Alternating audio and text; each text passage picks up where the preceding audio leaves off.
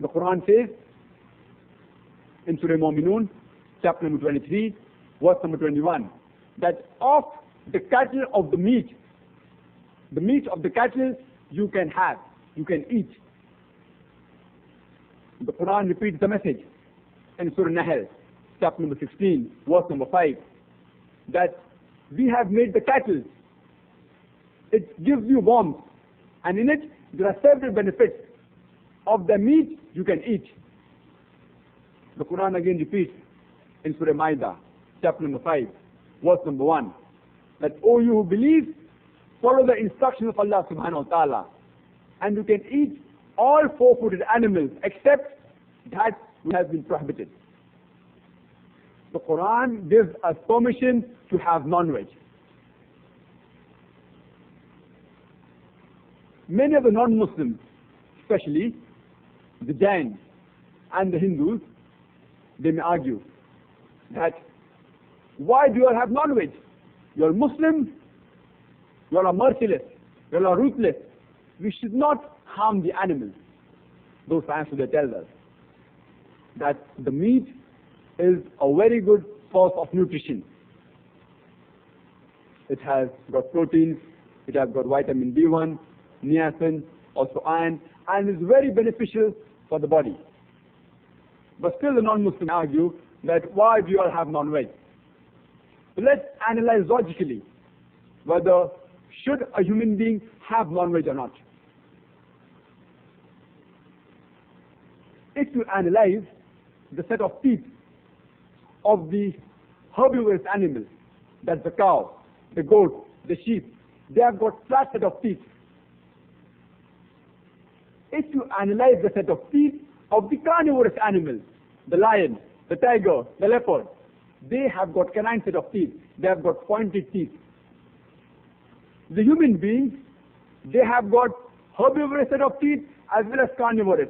They have got flat teeth as well as pointed teeth. They have an omnivorous set of teeth. So if God Almighty, if He wanted us to have only vegetables, He would have given us only flat teeth. Why did He also give us the canine set of teeth, that's the pointed teeth? But natural, He wanted us to have veg as well as non-veg. The herbivorous animal, however much hungry he is, it will never touch non-veg. Similarly, the carnivorous animal, however much hungry he is, it will never touch green vegetables. It will never touch. And the digestive system of the herbivorous animal can only digest vegetables. The digestive system of the carnivorous animal can only digest non-veg. But the digestive system of the human beings can digest both veg as well as non-veg. If God Almighty, if Allah subhanahu wa ta'ala, if He wanted us to have only vegetables, why did He give us a digestive system which can digest both non-veg as well as veg? The reason that the non-Muslims, especially the Hindus, they argue that, why do you have non-veg? If you analyze the holy scriptures, even in the Vedas, it is mentioned that the sages and the sons, they had non-veg. If you read the Ayodhya Khandam, chapter number 24, and chapter number 90, it says that Ram, when he was sent for Banvas, he told his mother that, I will have to sacrifice my tasty meat dishes. So it indicates that, but natural, Ram ate meat dishes. So when Ram, your Lord, can have meat, why can't you have meat? Many of the Hindus, they have not read the scriptures. But surely they know about the outline of the story of Ramayana. That when Ram was sent for Banvas, his wife Sita told Ram to kill the buck. I'm asking the question, why did Sita ask Ram to kill the buck? So some Hindus may say that she wanted a pet. So I ask the question, what will Sita do with a dead pet? But natural, the reason that Sita asked Ram to kill the buck, it was for the meat. So when Ram and Sita can have meat, why can't you have? Though the holy scriptures of the Hindus give permission to them to have non-veg, the reason they don't have is because many people, many of the Hindus, they were converting to the new philosophy of ahimsa, that is non-violence. So to prevent people from converting to the new philosophy, they adopted the philosophy of ahimsa, that is non-violence. And if you analyze the religion of Jains, when you ask them that, why don't you have non-veg? Why do you have only veg? So previously they used to give the answer. Let's see. The animals, they are living creatures. The plants, they aren't living creatures. Therefore, killing an animal is the bigger sin as compared to killing the plant. Today we know that even the plants are living things. So the philosophy has changed. They say, okay, we do agree that the plants are living creatures, but the plants can't feel pain. The animals can feel pain. Therefore, killing an animal is a bigger crime as compared to killing the plant. After science has further advanced, we come to know that even the plants can feel pain. Though we cannot hear their cry, because the frequency of the human being is only from 20 cycles per second to 20,000 cycles per second. Anything below and above this, they can't hear. So just because we can't hear the cry of the plant, that does not mean that the plants don't feel pain. Today, the science is advanced and they say that the plants even feel happy and sad. So again the logic has failed. There was a person who argued with me on the subject of non-veg and veg, and he said, okay, Brother Zakir, I agree with you that the plants have got life and the plants can feel pain, but the plants have got only 2 or 3 senses. The animals, they have got 5 senses. Therefore, killing an animal is a greater sin as compared to killing a plant. Though I don't agree with him, but for sake of argument I said, okay, I agree with you that the plants have got less senses, only 2 or 3 senses. And the animals, they have got 5 senses. Now suppose you have a brother who is born deaf and blind. He has got 2 senses less. If suppose the criminal comes and murders brother, will you go and tell the judge, oh my lord, give less punishment to the criminal because my brother had 2 senses less? In fact, you will say that give a bigger punishment to the criminal because he has killed a person who was innocent. But Islamic logic does not work like that. Allah subhanahu wa ta'ala says that we have created the animals and the plants for you. So whatever is good for you, you can have.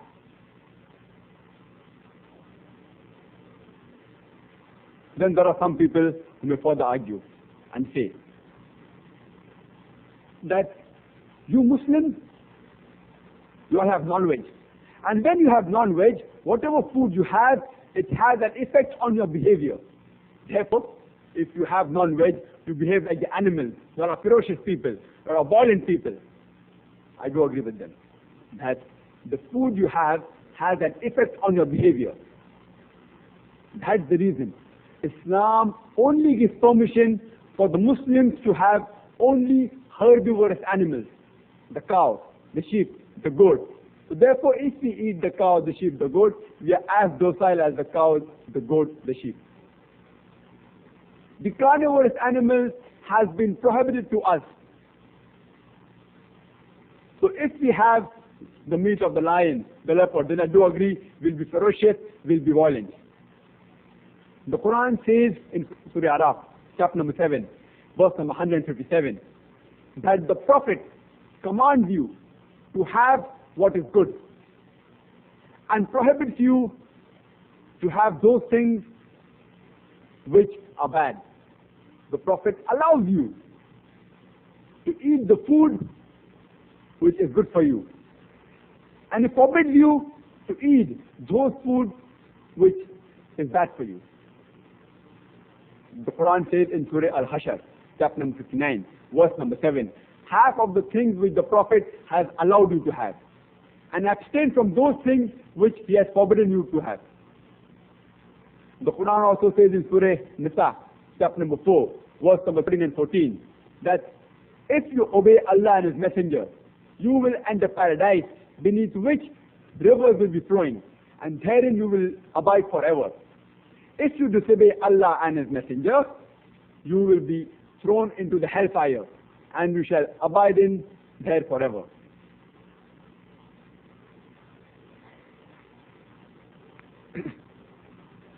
The Quran says in several places, Atullah wa atiu Rasul. Obey Allah and obey His Messenger. The Quran says in Surah Imran, chapter number 3, verse number 32. In Surah Al-Imran, chapter number 3, verse number 132. In Surah Nisa, chapter number 4, verse number 59. In Surah Ma'idah, chapter number 5, verse number 92. In Surah Anfal, chapter number 8, verse number 1. In Surah Anfal, chapter number 8, verse number 20. In Surah Anfal, chapter number 8, verse number 46. In Surah Muhammad, chapter number 47, verse number 33. In Surah Mujadila, chapter number 58, verse number 13. In Surah Taqabun, chapter number 64, verse number 12.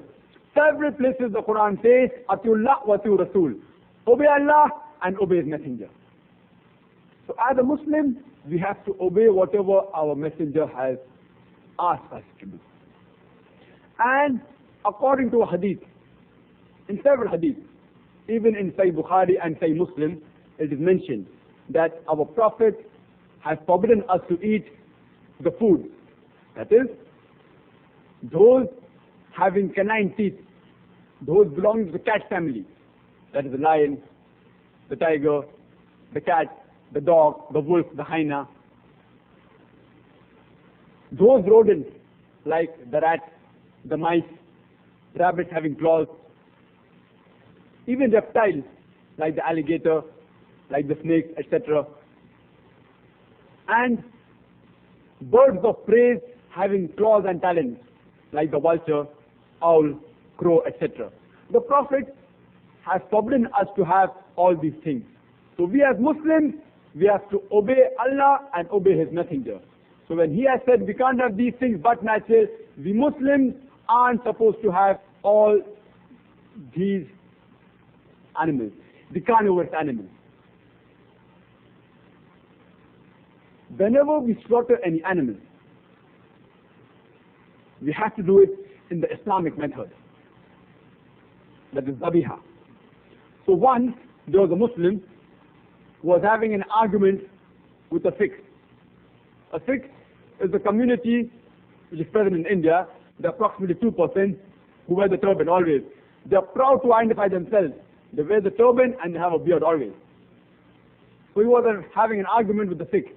So the Sikh was saying that you Muslims, you are merciless.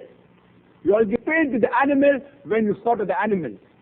We Sikhs, we kill the animal on the spot with one jhatka. You are Muslims, you are merciless. So the Muslim brother, who had limited knowledge, he gave the answer. That see, you Sikhs, you are coward people. You are attacked from behind. We Muslims, we are mard ka bacha, we are brave, we are attacked from the front. So he won the discussion. Anyway, that's not the reason why we do Zabiha. That was just a battle of wits. When we slaughter the animal in the Islamic way, we have to do it with a very sharp object, a very sharp knife, and instantaneously, so that the animal feels very little pain. And we have to cut the throat and the windpipe, and the vessels of the neck, especially the jugular vein. And see to it that the spinal cord is not cut, and the animal bleeds to death. The reason for not damaging the spinal cord is that if it is damaged, there will be cardiac arrest, and the heart will stop on the spot, and blood will remain in the body. We do Zabiha because when we cut the arteries of the neck, we allow the blood to flow out. The heart is yet pumping, and most of the blood flows out of the body of the animal. Today science tells us that blood is a good media for germs and bacteria, and also contains toxins and various microorganisms. So if you consume this blood along with the meat of the animal, there are high chances that you will also acquire the diseases. Therefore, the Islamic way of slaughtering is much more hygienic as compared to the other stunning and the jhatka method. It is compulsory that the Muslims, when we slaughter, we take the name of Allah subhanahu wa ta'ala. And the Quran mentions, Surah Al-Hajj, chapter number 22, verse number 36, that when the sacrifices terminals, when they are lined up, take the name of Allah subhanahu wa ta'ala before slaughtering them. The Quran also repeats in Surah Anam, chapter number 6, verse number 118, that eat of the meat on which Allah's name has been pronounced. Means it's compulsory that we can have only those meat on which Allah subhanahu wa ta'ala's name has been pronounced. And the Quran mentions Surah Anam, chapter number 6, verse number 121. Do not have the meat on which Allah's name has not been pronounced. Now the reason why we Muslims take the name of Allah subhanahu wa ta'ala before slaughtering is because we testify that it is only in the hands of Allah subhanahu wa ta'ala to take and give life. And it is with His permission that we are killing the animal. Without His permission, it's not possible. So we are testifying that it is with His permission and with His will that we are slaughtering the animal to eat it.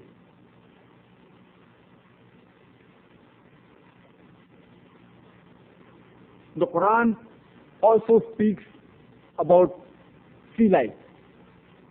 And the Quran mentions in Surah Nahl, chapter number 16, verse number 14, that Allah has made the sea as subject, and of their flesh you can have which is fresh and tender. Means the sea life, the Quran has given you permission to consume. The Quran says in Surah Ma'idah, chapter number 5, verse number 96, that lawful for you is the pursuit of water games. In it, it is benefit for you as well as for those who travel by sea. The Quran gives us permission to have the food of the sea. The Quran speaks about various other foods. For example, the fruits. The Quran speaks about grapes, about dates, about olives, about figs, about pomegranates, about several things. As we know, that date has a very high nutritional value. Fig is very good for digestive system. It helps in the bowel movement. The olive oil, it's a very good source of unsaturated polysaccharides, which is very essential for the human being. So the foods that are mentioned in the Quran have got high dietetic values. Quran also says that you can have vegetables and the fruits, which are again rich in vitamin A and C. Quran mentions all these foods have been encouraged by the Holy Quran for the Muslims.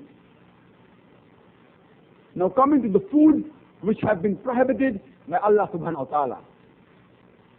In the beginning of my talk, I quoted a verse from the Quran, from Surah Ma'idah, chapter number 5, verse number 3, which says, حُرِّمَتْ عَلَيْكُمُ الْمَيْتَةُ وَالدَّمُ وَلَحْمُ الْخِنْزِيرِ وَمَا أُهِلَّ لِغَيْرِ اللَّهِ بِهِ.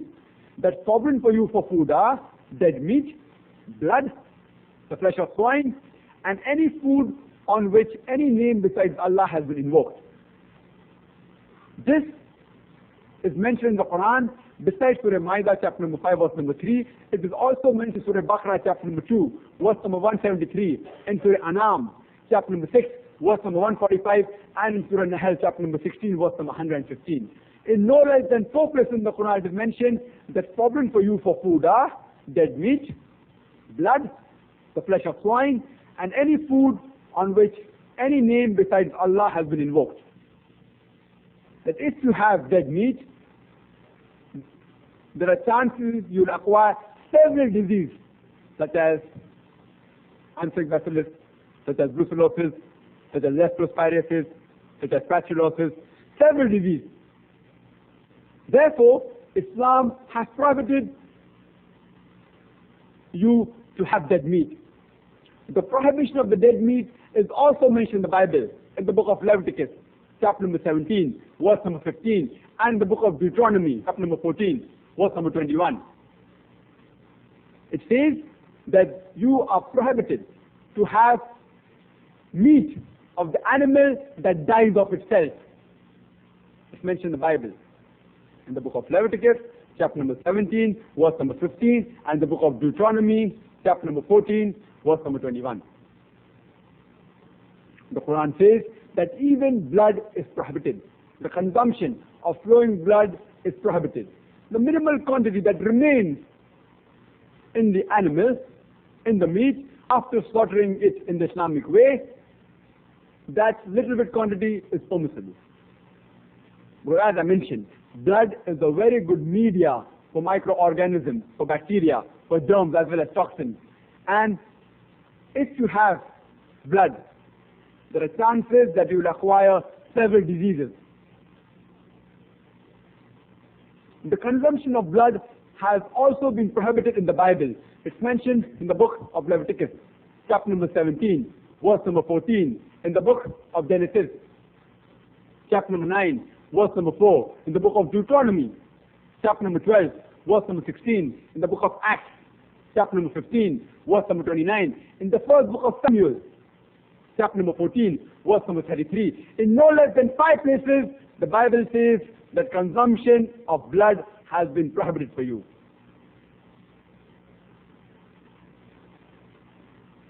The Quran also prohibits the flesh of swine, the flesh of swine. And today we know that there are at least 17 different diseases which you can acquire if you have pork. If you have pork, the pork contains roundworm, pinworm, tapeworm, several of the helminths. And the most dangerous is the Taenia solium. The tapeworm, the medical terminology is Taenia solium and Citronella trichuriasis. These two are the most dangerous. The tapeworm, it's very long and it harbors in the intestine. And the ova of the Taenia solium, it enters into the bloodstream, and with the help of the bloodstream, it can enter almost all the organs of the body. If it enters the brain, it can cause brain damage and memory loss. If it enters the eye, it can cause blindness. If it enters the heart, it can cause heart attack. If it enters the lung, it can cause lung damage. It can damage almost all the organs of the body. And there's a misconception that if you cook the pork very well, all these ovas, they die. According to research which was done in America, out of 24 people that were suffering from TT, 22 had cooked their food very well. That means under the normal cooking temperature, which is obtained at home, it's not possible to destroy and kill these ovas. Besides this, pork has muscle building, it has got fat building material, very little muscle building material. That's the reason those people who eat a lot of pork, they have got tires, they have got fat. And this gives rise to atherosclerosis as well as hypertension. That's why more than 50% of the Americans, they are suffering from hypertension. The pig is a very dirty animal. It's a filthy animal. It thrives on feces and muck. Wherever you find feces and muck, there you'll find that the pig is there.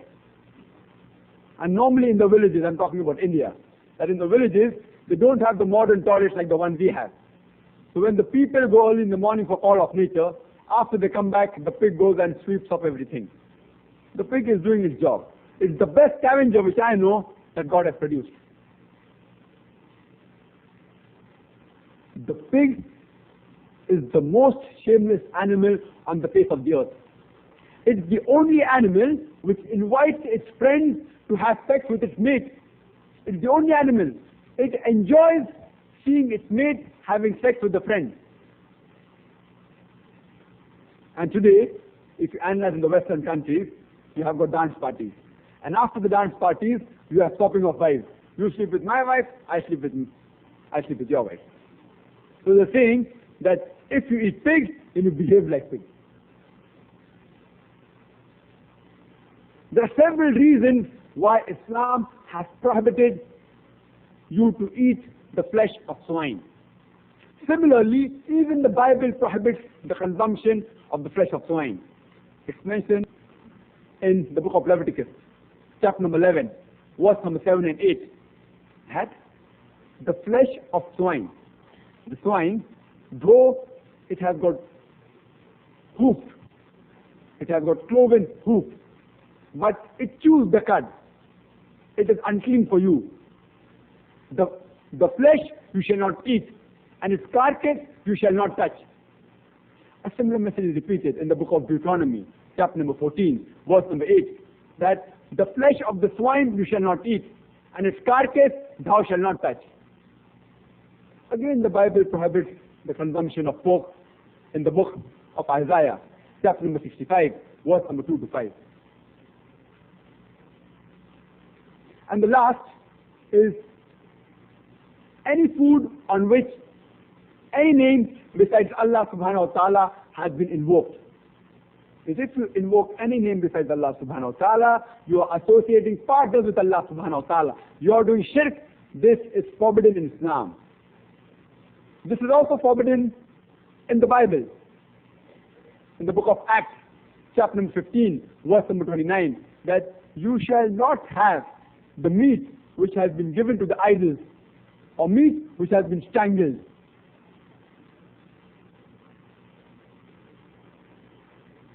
Surah Ma'idah, chapter number 5, verse number 3, as I mentioned, says, حُرِمَتْ عَلَيْكُمُ الْمَيْتَةُ وَالدَّمُ وَلَحْمُ الْخِنْزِيرِ وَمَا أُهِلَّ لِغَيْرِ اللَّهِ بِهِ. That's forbidden for you for food are dead meat, blood, flesh of swine, and any food on which any name besides Allah has been invoked. And the verse continues, anything which has been killed by strangulation, by a violent blow, by a headlong fall, or that which has been gored to death, or that which has been partly eaten by the animals, that which is offered to stone altars, that meat which has been raffled, all these things has been prohibited in the Quran. Any meat which has been killed by strangulation, like twisting of the neck, like that of a chicken, it's prohibited in Islam. It's again mentioned in the Bible, in the book of Acts, chapter number 15, verse number 29, that you aren't allowed to have meat that has been strangled to death. Again, you aren't allowed to have meat of the animal which has been killed by a violent blow, or by a headlong fall, or that which has been partially eaten by an animal, unless it's sacrificed in due form. The reason for the prohibition of these things is the same as the reason for the prohibition of eating of dead meat. The Quran says that even eating the meat of the animals which have been given on stone altars is prohibited. This is again mentioned in the Bible, in the book of Acts, chapter number 15, verse number 29. There's a special reference made to meat which has been offered on stone altars. If you broadly look at it, it's the same as food on which any name besides Allah has been invoked. But here a special reference is made because the first one, food on which any name besides Allah has been invoked, is normally when you cut in your house and invoke any name besides Allah. And the one which you put on the stone altars is a ritual by the community. A special reference has been made. This was very common in the pagans. Previously they used to do that. They used to give animals on the stone altar to the deities. And the last category is meat which has been raffled. Previously the Arabs used to raffle with arrows. So gambling and raffling of meat has been prohibited in Islam.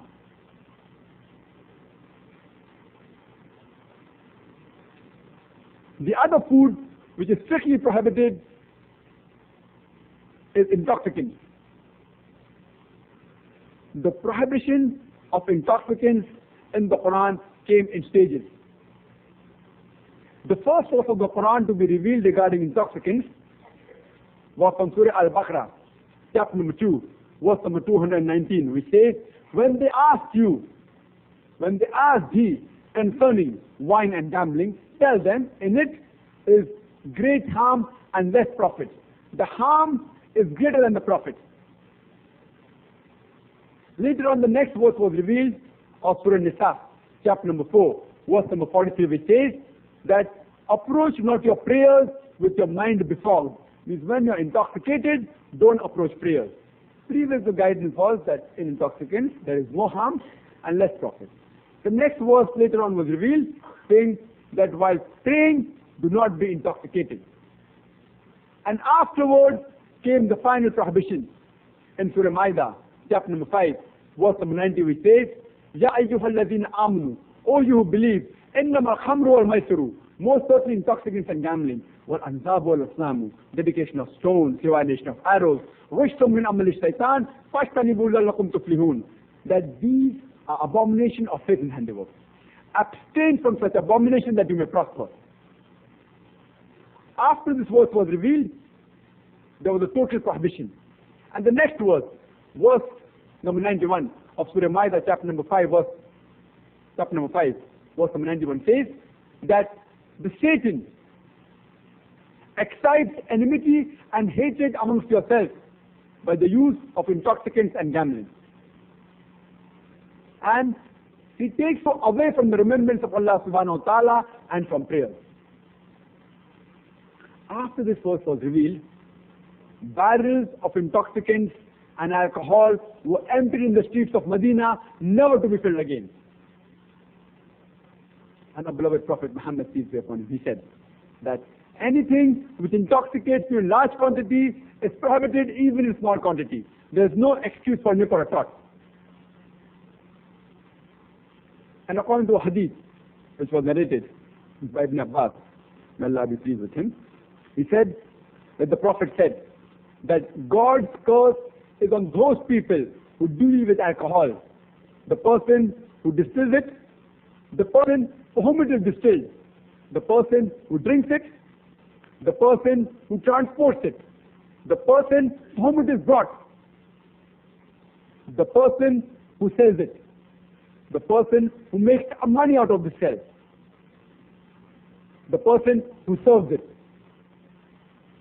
the person who buys it, and the person for whom it is bought. All these people will be cursed by Allah subhanahu wa ta'ala. Alcohol comes from the Arabic word al-gul, which means ghost or an evil spirit. It was first distilled in the year 800 CE by an Arab, Jabir ibn Hayyan, known to the West by the name of Jabir. And he gives this name, al-gul. Alcohol derived from al-gul, meaning an evil spirit. The same alcohol is also prohibited in the Bible, in chapter number 15, verse number 18, Ephesians, in the book of Ephesians, that do not get drunk with wine.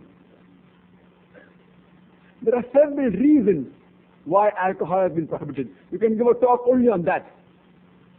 Out of the main disease which you acquire by consuming alcohol is the cirrhosis of liver. You can also have cancer of the esophagus, cancer of the head and neck, cancer of the bowel. You can have esophagitis. You can have hepatitis, pancreatitis. You can have even cardiovascular disease. You can have heart attacks, angina. You can have stroke. You can have paralysis. You can have cerebral atrophy. You can have cortical atrophy. You can have peripheral neuropathy. There are several diseases. You can have Wernicke-Kornick syndrome. You can have several diseases and several deficiencies, like also as beriberi. You can have endocrine disorders such as mixed edema, also as hypothyroidism. You can have hematological disorders. You can have thrombocytopenia. It also interferes with common drugs such as flagyl, such as metronidazole, and it reduces your immunity to fight with the disease. The chances you can have chest infection, lung emphysema, lung abscess, several disease. It can also cause skin disease such as eczema and alopecia. And it is more harmful to the woman than the man. And if a woman takes alcohol, she has more chances of having cirrhosis of liver than the man. And if a woman is pregnant, if she has alcohol, the baby has a high chance of having the fetal syndrome, fetal alcohol syndrome. There are various reasons, medical reasons, and harmful effects of alcohol. You can only give a talk on why alcohol has been prohibited. But today, the medical doctors, they say that alcohol is a disease. They're trying to support the alcoholics. That alcohol is a disease. If alcohol is a disease, it's the only disease which is sold in bottles. It's the only disease which is advertised in the newspapers, in magazines, on television, on radios. It's the only disease which has got an official outlet by the government. It's the only disease which brings the revenue for the government. It's the only disease which has got no viral or germ cause. It's the only disease which brings violent deaths on the highway. It's the only disease which destroys family and increases crime. It's not a disease. The answer is given in Surah Ma'idah, chapter number 5, verse number 90. Rishtum min amali shaitan. It's a handiwork. It's an abomination of Satan's handiwork. Alhamdulillah, the Saudi government has prohibited this. So these things do not apply to the government of this country, but applies to most of the other countries. Since Alhamdulillah they follow the guidance of the Quran in Surah Ma'idah, chapter number 5, verse number 90, that alcohol is prohibited. All these reasons of alcohol is not a disease, is not applicable to this country, but is applicable to most of the other countries. I'd like to end my talk by quoting a verse from the Quran from Surah Fussilat, chapter number 41, verse number 33, which says, فَنُورِيهِمْ آيَاتِنَا فِي الْآفَاقِ وَفِي أَنفُسِهِمْ حَتَّى يَتَبَيَّنَ لَهُمْ أَنَّهُ الْحَقُّ أَوَلَمْ يَكْفِ بِرَبِّكَ أَنَّهُ عَلَى كُلِّ شَيْءٍ شَهِيدٌ. That soon we shall show them our signs in the furthest regions of the horizon, and in their souls, until it is clear to them that this is the truth. This is a broad outline which I have given. Just a broad outline of the medical science and the dietary laws. As a general rule, the Quran says that whatever is good for you, you can have the things which is lawful and good for you. It's mentioned in Surah Baqarah, chapter number 2, verse number 168. In Surah Ma'idah, chapter number 5, verse number 4. In Surah Ma'idah, chapter number 5, verse number 88. That you can have the food which is lawful and good for you, which is tayyib for you. So if you are suffering from diabetes, sugar is not good for you, but it may be good for a person who's not suffering from diabetes. Similarly, if you are suffering from hypertension, salt is not good for you, but it may be good for the other person who's not suffering from hypertension. So as a broad outline, few foods have been encouraged, few have been prohibited. All the other are permissible. Among the permissible things, which is good for you, you can have. Wa akhiru da'wana alhamdulillahi rabbil alameen.